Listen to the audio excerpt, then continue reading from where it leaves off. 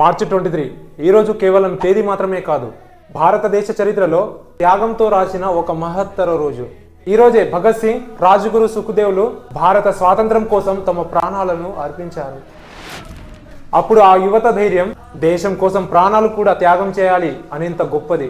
British పాలనలో జరుగుతున్న అన్యాయాలను చూసి వాళ్ళు ఒక నిర్ణయానికి వచ్చారు. బానిసలుగా బ్రతకడం కంటే స్వేచ్ఛ కోసం పోరాడి చనిపోవడం గొప్పది. వాళ్ళని అరెస్టు చేసి లాహోర్ సెంట్రల్ జైల్లో ఉంచడం జరిగింది.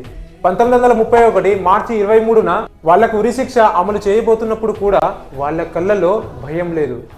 వాళ్ళు నవ్వుతూ ముందుకు నడిచారు. వారి నోట ఒకే నినాదం, ఇంక్విలాబ్ జిందాబాద్.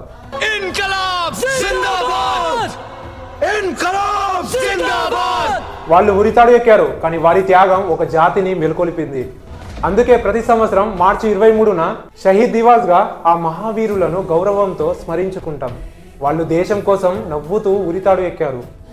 మనం మాత్రం ఈ దేశం కోసం నిజాయితీగా జీవించలేమా?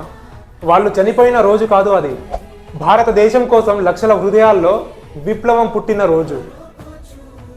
జై హింద్.